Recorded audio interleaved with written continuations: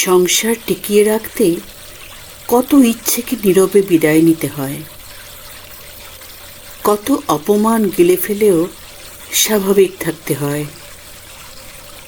নিজের ক্লান্তির চেয়ে সন্তানের হাসিটাকে দেখতে হয় বড় করে। নিজের চোখের জল লুকিয়ে অন্যের মুখে ফোটাতে হয় হাসি।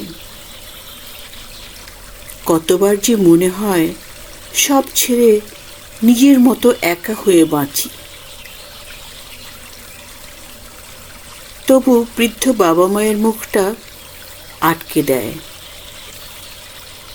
কোথায় যেন এক পিছুটান, সন্তানের ছোট্ট বাবা কিংবা মা ডাকটা আবারও ফিরিয়ে আনে সংসারে। একটা সংসার ভেঙে যাওয়ার ভয় আবার সব স্বপ্ন বদলে দেয়। সংসার কোনোদিন কি শুধু ভালোবাসায় টিকে? টিকে থাকে প্রতিদিনের অসংখ্য আপোষে, টিকে থাকে নিজের প্রাপ্য ছেড়ে দেওয়ার ইচ্ছাতে, টিকে থাকে একজনের অদৃশ্য আত্মত্যাগে। যে মানুষ প্রতিদিন শুধু নিজের সুখের হিসাব মেলায়, সে কখনো সংসারের হিসাব মেলাতে পারে না।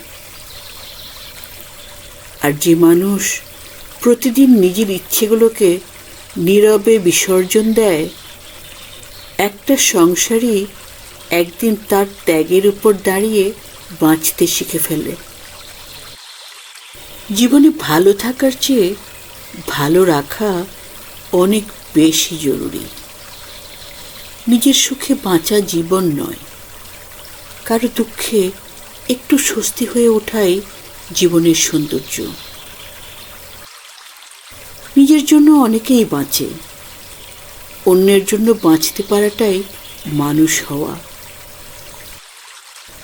অদ্ভুত এক মায়ার সংসার, অদ্ভুত এক নিয়ম। এখানে কেউ নিজের সবটুকু পেয়েও সংসার গড়তে পারে না, আবার কেউ নিজের সবটুকু হারিয়েও সংসার ভাঙতে দেয় না।